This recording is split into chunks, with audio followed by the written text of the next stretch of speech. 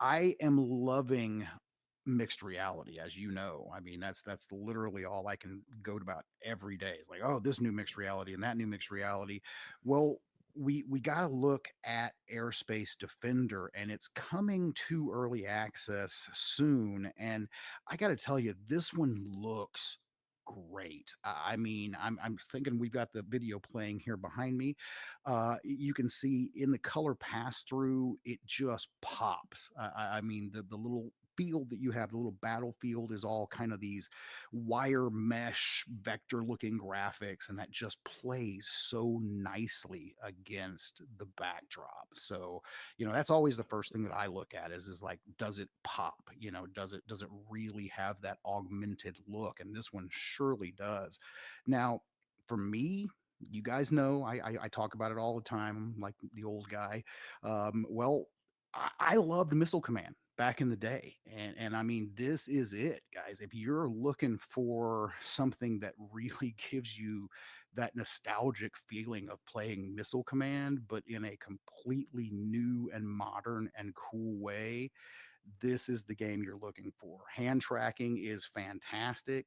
And I mean, it makes you frustrated, but in that good way, where you just want to keep Mhm. coming back. So, Yeah, so we reached out to Not Suspicious, the developer behind this game, to ask them about that hand tracking because Don did some great reporting on this, and he mm, gets in there and he tries out this game, and he's like, "There's no controller tracking in this game," and I had to do a double take on that because we have to confirm that because yeah. we're at this date, this time in VR's history, it is not common to approach your design from a hands first, a hands only at this point design paradigm. That's a big deal for a dev to step out on a limb hmm there and say we're gonna approach this as the first type of input for this system. Now, the dev confirmed to us that they will consider it if people start asking for it, if they're really demanding it.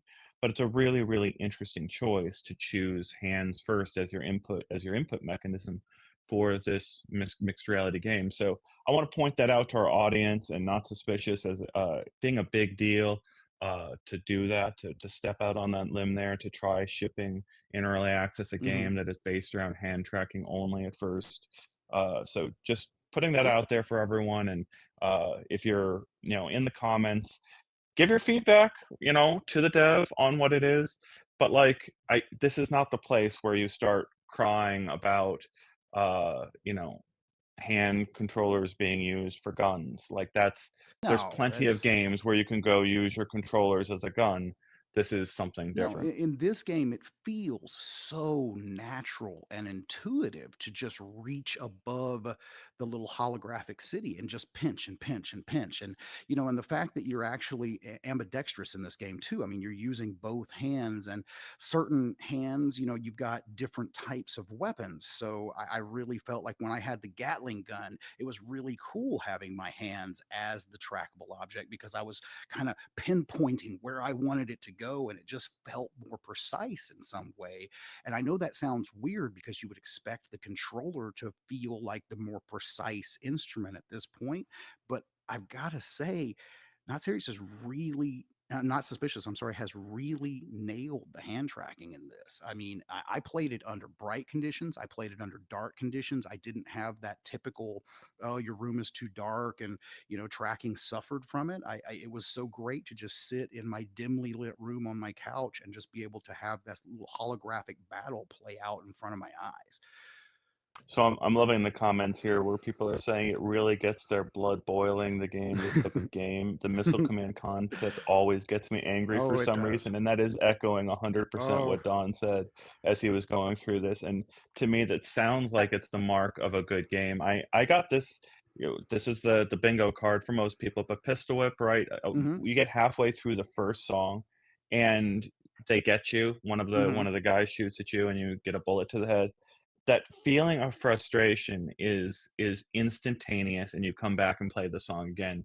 Is that how this feels to have your absolutely. city obliterated? It is that. It's exactly that. It's that frustration, like I mentioned in my article. It's a frustration in a good way. It's the frustration that pushes you to want to do more, to get better. And of course, there's a score factor here too. I kind of thought it was funny that Raphael, the dev, was the only listing on the scoreboard, and I was trying so hard to beat your score, my friend. But I came close. I came close a couple of times, as you guys might see here in the video. I don't know if that's shown in the little clip I put together for this, but yeah, you've got that factor as well. So you've got the leaderboards, and I mean that's obviously a lot of people get competitive around that kind of stuff. So that's really going to push you. I could go on and on. I just this game got me giddy. I mean, I cannot quit playing it. It is now literally my obsession for the last 24 Ca- hours. I Cannot quit playing.